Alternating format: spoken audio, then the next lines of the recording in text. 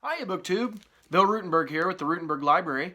Wanted to come to you today with a book chat. And I wanted to talk about the most recent Philip R. Craig mystery book that I have picked up, and that's Dead in Vineyard Sand. This is a Martha's Vineyard mystery. Philip R. Craig's got a whole bunch of these, and I am new to him. I recently read another one that I gave a book review on, so this is the second one. And I think I told you, I know I told you in earlier videos that I went to the library last week, and we were sitting on the couch the night before, and we were watching a Martha's Vineyard Mysteries on Hallmark Channel, the Hallmark Mystery Channel.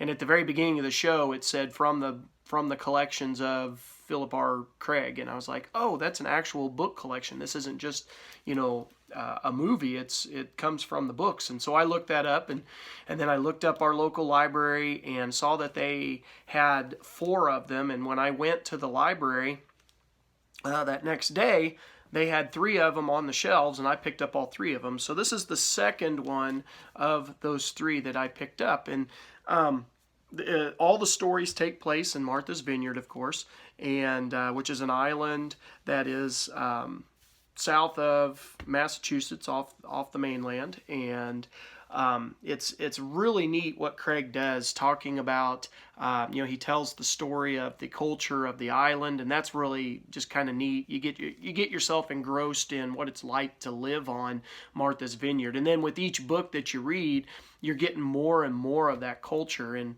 I'm getting to where I really kind of just want to go to Martha's Vineyard and see it for myself. But in his books, what I really like about it is, some of the things I like about it is at the very beginning he puts a map of Martha's Vineyard. So when the main character, J.W. Jackson, is driving around the island and he's talking about going from place to place, you can kind of follow along on the map. I kind of like that. That's kind of neat.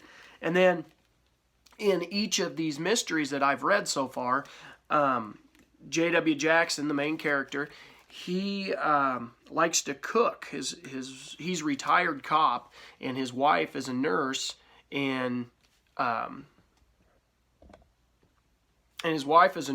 so he cooks and takes care of the kids at home. And so when he's cooking all these different recipes, they always put 3 to 4 recipes at the back of the book. So that's kind of neat. Now, I don't know if I would cook very many of them myself. It looks like some of them have got ingredients I probably wouldn't normally use. But, it's kind of interesting to see that anyway. It kind of brings the story to life a little bit more. But anyway, so let's get into the story. Tell you a little bit about it. I'll try not to spoil it. J.W. Jackson, like I said, retired cop, lives on the island. He does odd jobs to make ends meet. His family doesn't have a ton of money, so he's always, kind of all over the place doing odd jobs.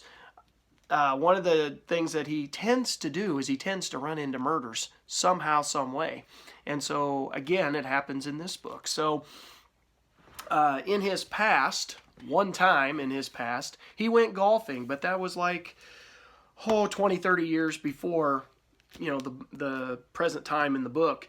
And he had some people say, hey, why don't you go golfing with us? And so he goes, he'd been going golfing, and he'd been getting, I don't know if I'd say better, but he isn't getting worse. And he's starting to pick up that golfing bug, which is okay with his wife Z, because he's getting his exercise that he needs, at least when he's not taking the cart. Of course, he never tells her that, but that's all right. But anyway, in each of these books, the ones I've read so far anyway, what we tend to find is there is an environmentalist group on the island that's usually causing some mischief, and it's the environmentalist versus the non-environmentalist. And in this book, the case is he's an SUV driver, and the bicyclists who are wanting to preserve the island want to do away with all SUVs and all of this. And he runs into a doctor that lives on the island, him and his wife, at the fish store. And he's never met this guy before. He had heard the name, he had read letters to the editor, but he had never actually met him. He runs into him at the fish market, and when he goes to pull into the parking lot, and he gets real close to the guy's bike, and the guy gets super mad at him. So when he walks into the fish market, the guy follows him, and he's just chewing him out and just pecking him on the chest, and he was just trying to start something with JW, and JW is kind of trying to back off, and finally he loses his temper, and when he goes to peck on him, he grabs his hand, twists his arm behind his back, and kind of puts him to the ground, kind of in a restraining move. Doesn't hit him, doesn't do anything else, just restrains him, and he says, if you're done, I'm done. And he finally lets him up, and all the people in the fish shop kind of turn on JW. And of course, rumors in a small area, small town, they go from place to place, and by the time he gets home and his wife comes home from work, the rumors already went to the hospital, and she's like, "Oh, so I heard you beat up Dr. Highsmith," and I think that was his name. Let me double check that name. Yeah, Highsmith.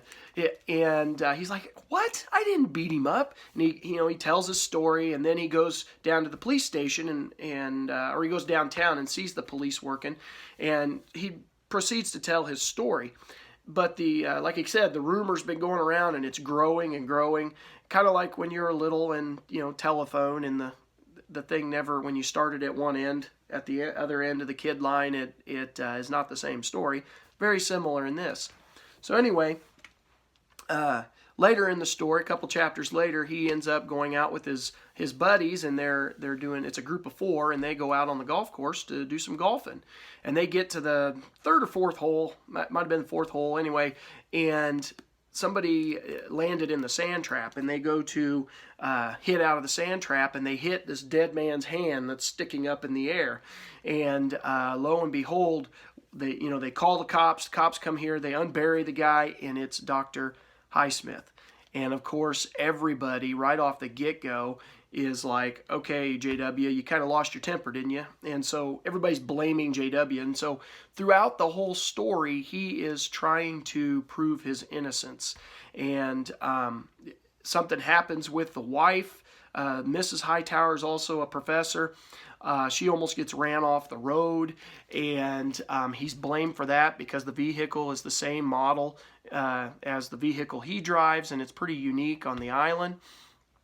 And these deaths or near deaths are very coincidental and very, the murderers got a little bit of humor because Dr. Hightower was also trying to make sure that the golf course was never built because he didn't want to ruin the environment. So they killed him and then buried him in the sand trap. The wife was a biker. She's biking on the side of the road, and that's almost, when she gets ran off the road, that's why, it's kind of ironic, that she's biking and almost gets killed biking. He's killed and put into the golf course. The wife is also, while she's going to the funeral parlor for her husband, she comes out of the funeral parlor and somebody shoots her.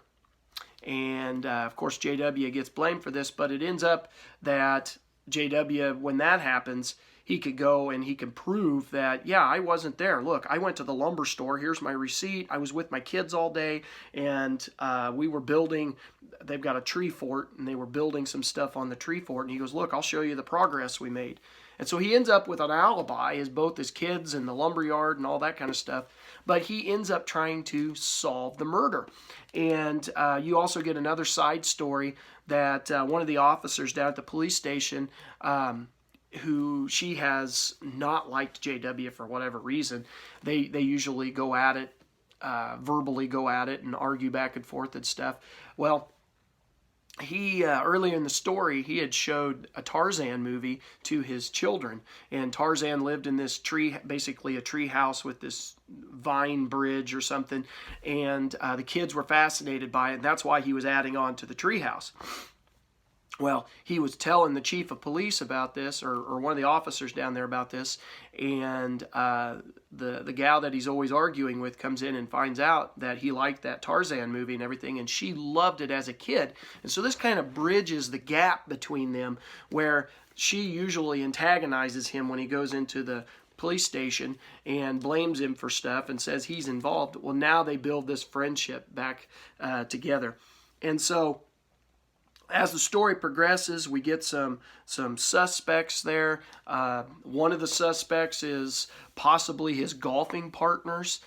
He gets on that trail. There is another suspect that the kids become some of the targets because of some parties they were having out on the beach, and another murder that happens, and so some stuff all starts connecting, and just like a typical Craig book, all of these come together at the end, and not just one murder solved, but all of the murders and crimes are solved, and JW is right in the thick of it, helping to solve those. So those are kind of some of the main ideas. I thoroughly enjoyed this. This was a fun read, and I read almost all of it. It's like 242 pages, and I read over 200 pages of it yesterday. And for me, that's quite a bit. I usually don't get that much reading done in one day. So it's a very fast read. Those of you that are fast readers will be able to easily get this done in an afternoon. And I'd highly recommend it. On a 5-star scale, I'd probably give it probably 4.5. Probably a 4.5. It's not so hard that you can't figure it out, and you don't have so many suspects and everything that you can't keep them straight, but simple enough you can keep up with the story, but hard enough to keep you guessing until towards the end. Good story, highly recommend it, and I hope you enjoyed this review. BookTube, go check this book out, and as always, thank you for watching. Happy reading.